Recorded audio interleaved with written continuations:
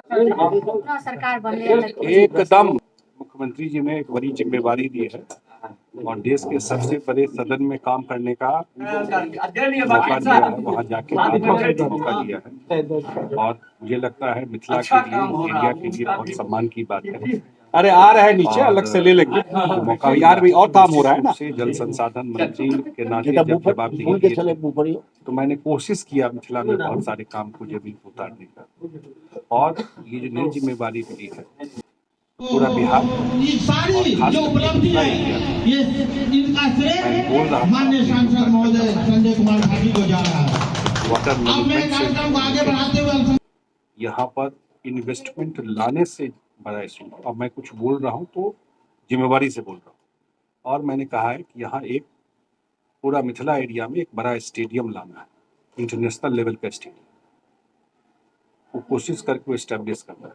यहाँ पर भी जो देखते हैं फ्लड लाइट पे बड़ा मैच, क्यों हम लोग देखें कि और स्टेट में हुआ और स्टेट के राजधानी गुवाहाटी में हो जाता है, शिमला में हो जाता है, लेकिन मिथिला में एक बड़ा स्टेडियम क्यों नहीं बना करके हम लोग कर सकते हैं।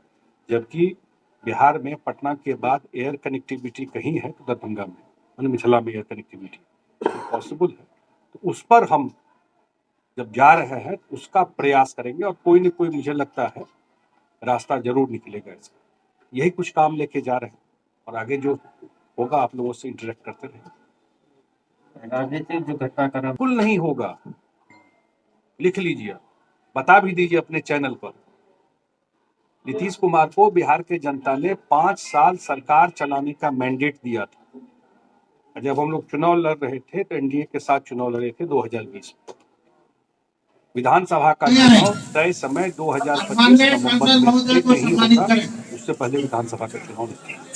मंत्रिमंडल का विस्तार नहीं हो पा रहा हो जाएगा, अभी तो हाउस खत्म हुआ है, समय पर मुख्यमंत्री का विशेषाधिकार है, तय समय पर हो जाएगा, जानकारी मिल जाएगी। सम्मानित कर रहे हैं भला हाथ तो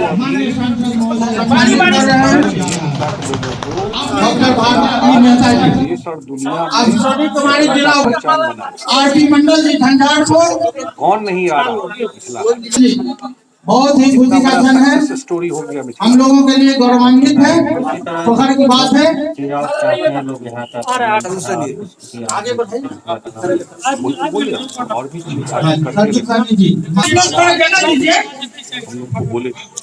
बोले सब आदमी को मौका दीजिए। माननीय विधान पारित कर रहे हैं माननीय सांसद महोदय को बहुत ही गौरवान्वित आपको माननीय मुख्यमंत्री उस कार्यकाल में इन्होंने इस मिथिलांचल के विकास के लिए और खासकर इस मधुबनी जिला को चिन्हित करने का जो काम डिपार्टमेंट का खर्चा होता था, आधा खर्चा पे कमला का पूरा इन्वेस्टमेंट हो रहा है रोड पर जाके दिखाइए, वहाँ वीडियो बना कितना बड़ा काम हो रहा है। कुछ अरे आ रहा है नीचे, अलग से ले लेंगे और यार भी और काम हो रहा है ना। जयनगर में कितना बड़ा बराज बन रहा है, ये नीतीश कुमार जी का ही ना देन है।